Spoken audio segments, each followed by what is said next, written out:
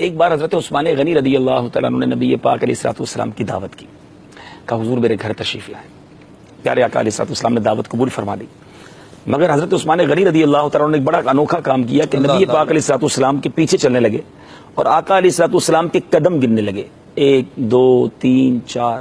اب نبی پاک علیہ الصلوۃ والسلام نے کچھ اس طرح ارشاد فرمایا، عثمان یہ کیا کر رہے ہو، میرے قدم کیوں گن رہے ہو؟ فرمایا حضور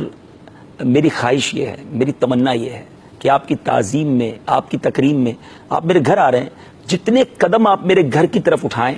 میں چاہتا ہوں اتنے غلام اللہ کی رضا کے لیے آزاد کر دوں۔ اب یہ کمال بات تھی نا، کیا جذبہ تھا، یعنی غلام کوئی 2-4 روپے کا غلام نہیں تھا، یہ بہت بڑی قیمت ہوتی تھی، اور جتنے قدم، یعنی پیارے آقا اپنے کاشانہ اقدس سے حضرت عثمان غنی رضی اللہ تعالیٰ کے گھر تک جتنے قدم اٹھائے، اور عثمان غنی رضی اللہ تعالیٰ نے کیا بھی ایسا، قدم گنے اور اتنے غلام نبی پاک کی تعظیم کی نیت سے، آقا علیہ الصلوۃ والسلام کی توقیر کی نیت سے وہ آزاد کر دیے۔ یہ دعوت ختم ہوئی تو ایک اور مشورہ ہوا، ایک اور گھر میں مشورہ ہوا، وہ بھی اسی دعوت کے بارے میں تھا،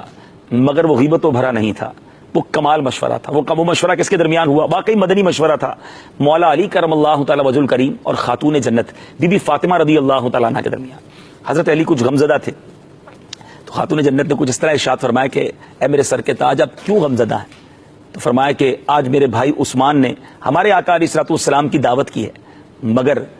ہر قدم پر انہوں نے غلام آزاد کیا، اس شان سے دعوت کی ہے، مگر ہمارے پاس تو اتنا مال نہیں ہے، اتنے اسباب نہیں ہے کہ ہم نبی پاک علیہ الصلوۃ والسلام کی ایسی دعوت کر سکیں۔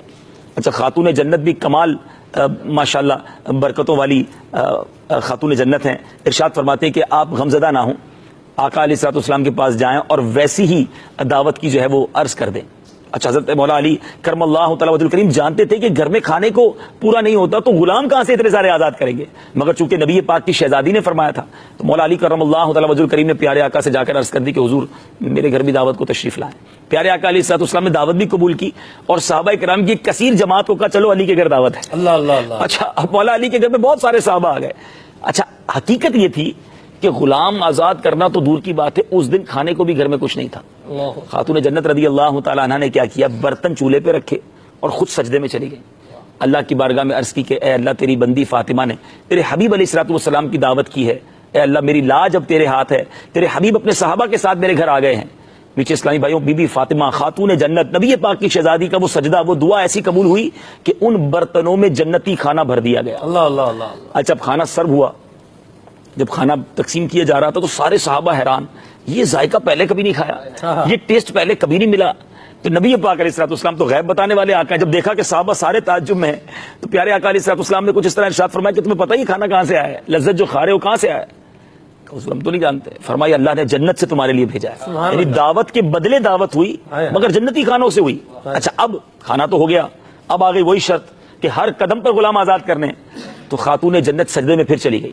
کہتی یا اللہ تیرے حبیب علیہ الصلوۃ والسلام کی دعوت ان کے حبیب، ان کے صحابی حضرت عثمان غنی نے کی تھی اور ہر قدم پر ایک ایک غلام آزاد کیا تھا، یا اللہ تیری بندی فاطمہ کے پاس اتنی استطاعت تو نہیں، مگر میں تجھ سے دعا کرتی ہوں کہ نبی پاک علیہ الصلوۃ والسلام جتنے قدم اٹھا کر ہمارے گھر تشریف لائے ہیں اتنے قدم کے برابر سرکار علیہ الصلوۃ والسلام کی امت کے گناہ گاروں کو آزاد کر دے۔